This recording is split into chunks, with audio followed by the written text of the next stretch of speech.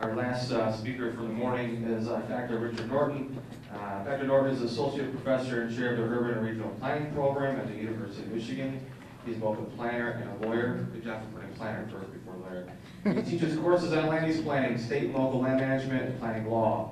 He contributes actively to the Michigan Association of Planning by serving on its planning law committee, and he served on the legislative working group that reformed the state's planning and zoning enabling acts back in 2006 and 2008. Prior to completing his graduate studies, he worked as a professional practice as a consulting policy analyst and planner in Washington, D.C. and San Francisco. I'm talking about planning and law, and there just aren't very many images you can show that are entertaining with law especially. So I don't have slides, so I'm just going to talk. And I know that I'm the last thing standing between you all and lunch, so I won't dawdle too long. I'm the guy who sent out the request to do the long, gruesome survey that I'm pretty sure most, if not all of you, received in the room, and I know it was long and gruesome, and I very much appreciate your doing it if you did. It'll make sense, I think, as I talk why we're doing this. I want to talk a bit about what planning is and how it relates to law and some of the challenges I think you all will face as you go through this endeavor. Planning, a lot of folks think of planning as a technical exercise. You get your employment statistics, you do some land surveys and such, and it surely is that, but it's also very much a legal exercise. It's done by local governments with authorities they have from the state, and it has legal implications, particularly in terms of private property rights. But mostly, here's the key point I want to get across today, mostly it's a political exercise. Planning is politics. I know there were some planning commissioners in here. Did I see hands earlier? Am I off base? Planning is politics.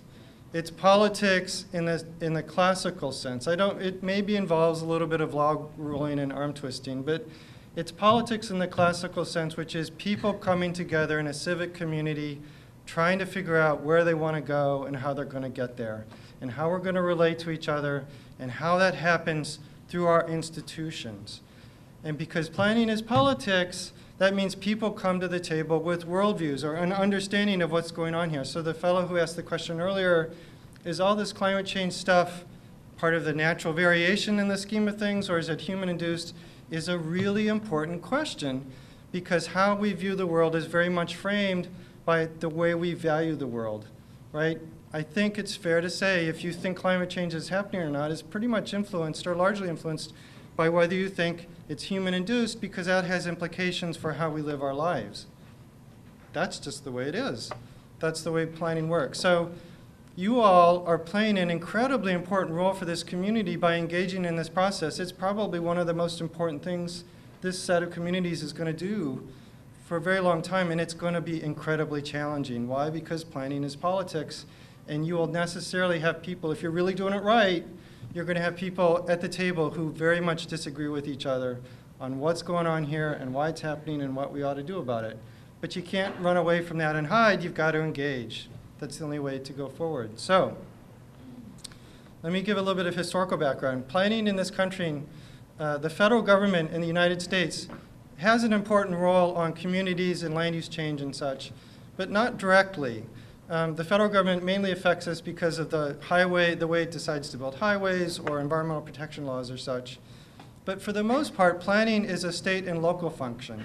And specifically, it comes out of the powers that the state has, the states have, to allow the regulation of land use that they have largely delegated to the localities. So here's a little historical quirk. The fellow who helped Michigan develop its first zoning enabling law, Alfred Bettman, turned around and used that as a model to develop the State Standard Zoning Enabling Act, which became the model that most of the rest of the country then adopted through its zoning enabling law. So in a way, Michigan was a trendsetter in its adoption of planning and zoning laws. The states enable planning and zoning through their enabling laws. We used to have 6 different laws, because we had different laws for townships, cities and villages, and counties. We consolidated them a few years back, so now we have 2 sets of laws. We have a planning enabling law and a zoning enabling law. The states give the authority to local governments to plan and zone. They're enabled through those laws, so what local governments do are what the states are telling them. I know this grates you local officials in the room. Here's the legal phrase. Local governments are creatures of the state. You get to do what the state tells you you can do, and you can't do what the state tells you you can't do. That's a legal reality, and that's true everywhere in the country. Local governments are creatures of the state. Now, local governments are incredibly powerful political actors in the state house, so you all have a whole lot of sway on how things play out. But the reality is what you do is what you've been enabled to do through the state's planning and enabling laws. And the states constrain what you can do as well. So within Michigan's planning and zoning enabling laws, you actually have a whole lot of flexibility. Michigan is what I would call a permissive planning and zoning enabling state. It gives you a broad array of authorities, but it's not very prescriptive in what you do with them. It requires that you justify what you're doing and go through a planning process, but there's really very little prescription in our state's planning and zoning enabling laws telling you what you have to do. There are some constraints as well. You can't engage in exclusionary zoning through your zoning practices. There's some things the state has put in there. You can't regulate in a way, townships are prohibited from regulating oil and gas wells. The state was concerned about oil and gas systems. But for the most part, local governments have a whole lot of flexibility to come together. And the other thing to know about Michigan is there are a lot of you. There are something like 852, I think, units of local government in the state of Michigan, because we're a civil township state. We have that layer of government, civil townships, that most of the other states in the country do not have. Most of the states in the country have cities and villages and counties. We've got an extra layer just through the historical development of the country. That has some benefits, and it creates some real challenges, too, that I'll talk about it in a minute. The other way that your planning and zoning authorities are checked, are constrained, in that they're checked.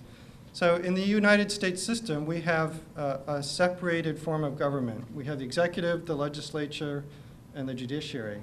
And the founders of the country set it up that way intentionally to prevent too much accumulation of power all in the same place. So one of the really important structural protections we have in this country to make sure that government doesn't abuse us, either individually or as private property owners, is the separation of powers function. So that plays an important role in how we work through planning processes in the state.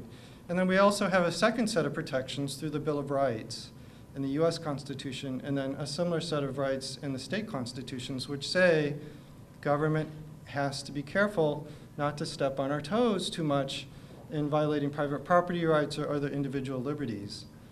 Mostly those constitutional constraints demand that government justify what it's doing. Let me say that again. So the Constitution doesn't create private property rights. What it says is, and by the way, can the government take your life, liberty, or property? Yes, it can. When you go out and you steal something from somebody and they throw you in the pokey, technical legal term, they've taken your liberty. The government cannot go out and take someone's liberty irrationally or without justification. It has to justify what it's doing. It can take your liberty. So the constitutional protections don't actually create these rights. What they do is demand that government justify itself when it does somehow impinge on your rights. Does that make sense? That plays in that speaks back to planning. There's a reason I'm telling you that. So we have the authority to engage in this multi-jurisdictional planning exercise because of the state's planning enabling laws, which allow individual units of government to plan. We now have a joint master planning act, which also allows communities to come together and together create a joint master plan that has planning and zoning implications. And then we're checked, the government's checked in its efforts to do that by the constraints in those laws and then also by constitutional protections. So here's one thing to note. Plans in the state of Michigan, as in most states around the country, are not legally enforceable documents. When you adopt a policy and a plan, it by itself is not a legally enforceable requirement.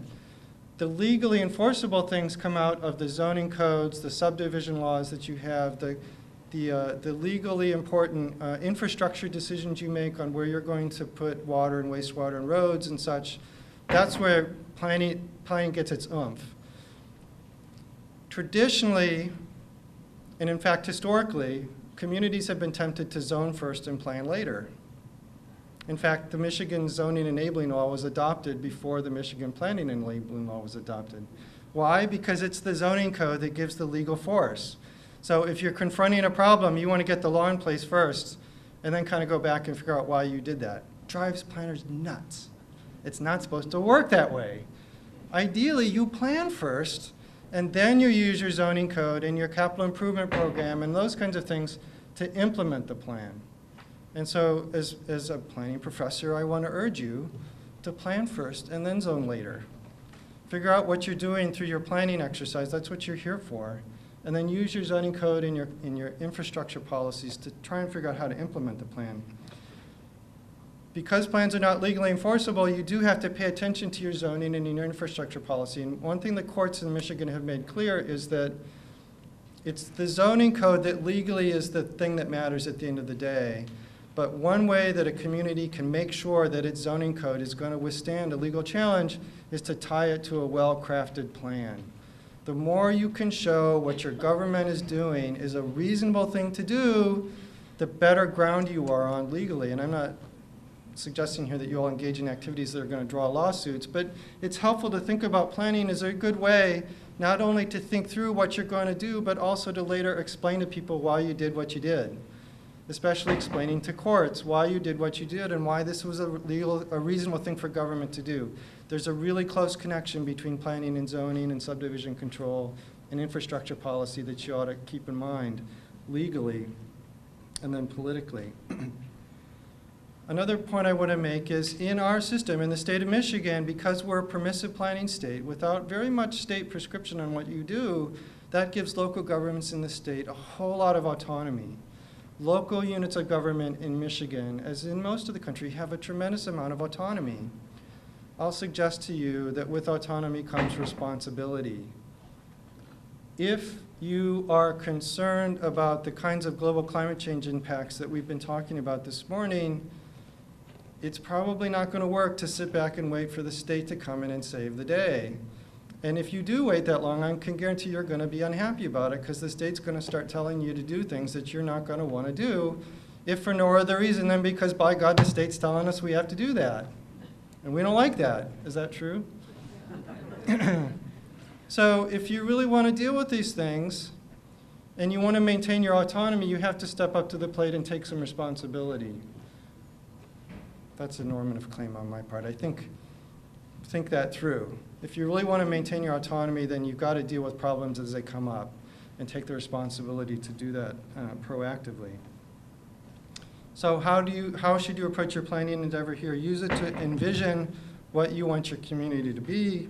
Use it to, as best you can, anticipate what problems you're likely to confront. Use it to guide your activities. And then implement those things, plan to implement them through your zoning code. Go back and rethink your zoning codes, your subdivision regulation, all of the kind of land use regulations you have, your infrastructure policies, and think through how can we now amend those things to make them consistent with what we envisioned through the plan. Let me make one more point here.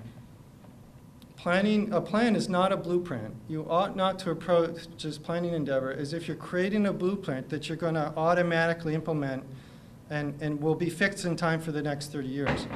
There's just no way to do that. We can't anticipate what's going to happen 2 or 3 years down the road, let alone 20. So nobody expects, planners least of all, that the plan you adopt is now the blueprint that you have to follow forever and a day. The plan is an effort to try and think through issues, to come up with a cut on where you think you want to go, and then you have to expect that you're going to have to constantly revisit it and rethink things as the specifics of development projects or new problems confront you, and you have to deal with them as they come. So your planning and your zoning is very much an iterative process. Don't adopt the plan, put it on the shelf, and then forget about it, but don't also think that it's going to become the blueprint that you can never revisit again. You have to kind of approach it with that mindset. One more point, and then I'll draw some conclusions. As I look at the way planning has shifted over time, it used to be Planning was viewed as a technical exercise done by technical experts in the back room. And those planners would go in the back room and they'd do their plan, and then they'd come out and then they'd show to people their bright, shiny plan and say, look at what we've done for you. We've got a plan. And the residents would say, the hell you do. What are you doing planning on top of us? Why didn't you talk to us? What's that all about? Planners now know that planning is a political exercise, and to really work, to produce a plan the community is going to wrap its arms around and really engage, you have to get them involved in the process up front, right?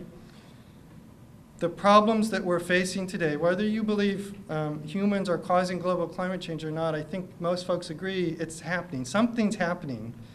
And probably the thing that's hitting us the most is the unpredictability about changes, the storminess that's going to come, the shifts in the economy that are likely to come.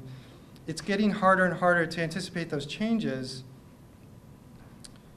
Through economic development especially, and through those kind of confronting those changes, planners are shifting their view on what planning is all about from kind of a job-chasing, accommodating growth approach to a placemaking kind of approach. This ties into what John was saying earlier. It used to be economic development meant giving lots of rebates to companies to get them to come here, lots of tax breaks and rebates, and luring them to come here with the hope that if the jobs come, the people will come. Well, that's shifting. It's more and more the case now. People go where they want to live, and then they try and find the jobs once they're there, or they bring their companies with them because they go where they want to live. So the mindset is shifting to more one of placemaking. How do we make our community the kind of attractive place that people who can move will move to and want to stay?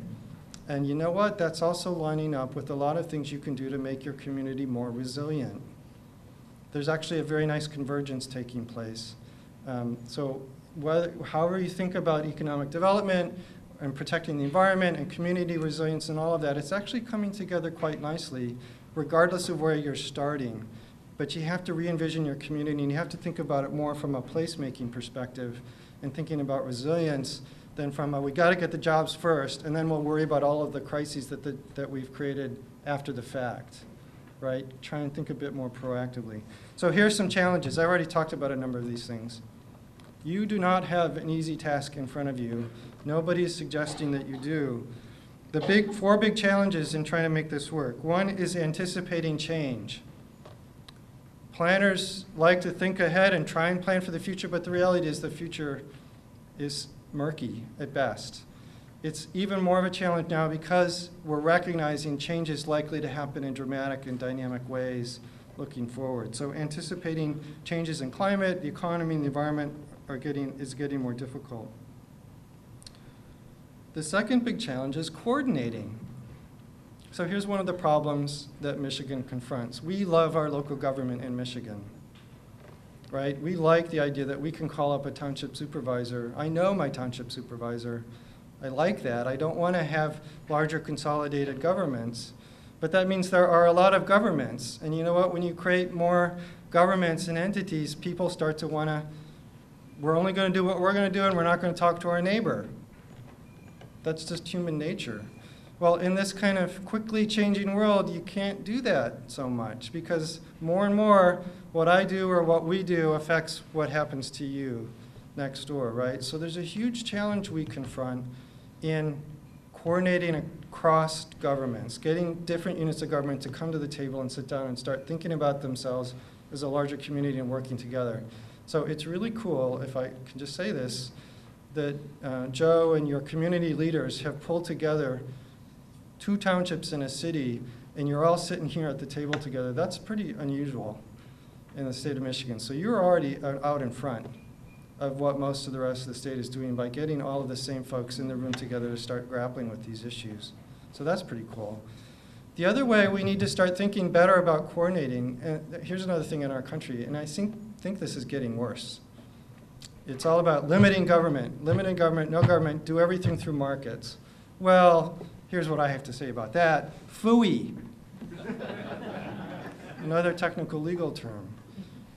We need government, and we need markets, and we need nonprofit private community groups, and we need our religions. We need our churches and our temples, because those are all really important institutions that we work through with each other in society, right? So I am not suggesting, by the way, that government is the solution to all our problems. But I'm also not saying that government is the source of all of our problems. Government plays an important role in our lives, as do our businesses, our markets, as do our community groups, as do our religions. There's a whole lot of work that has to be done to better coordinate across all of those different entities toward a similar goal, rather than bashing each other over the head and say government is bad, we should do it all through markets, or business people are bad, we should do everything through government. That's just, we got to get over that. That's a huge challenge. It seems to me, tell me if I'm wrong, the rhetoric of today is pushing in the opposite direction. It's kind of tearing us apart, and that's unfortunate. So here's another cool thing about you. There's a really good mix of institutional representation in this room as well. So that's another thing you've got going for you that's unusual in the state of Michigan, I think. So you're overcoming that challenge. The third challenge is the hard challenge, though. It's coming to agreement. So you got to anticipate, you have to coordinate, you have to then agree, what are we going to do and how are we going to get there? That'll be what you're working on over the course of the next few months. And then the last big challenge is embracing change. I tell my students, what do people hate the most? What do people hate the most? Change. By God, I like this neighborhood. It's the way it was when I moved there. That's the reason I moved there. I don't want to see any change. Am I making that up? People don't like change. Well, you know what? The world is changing around us. Whether we like it or not, the world is changing.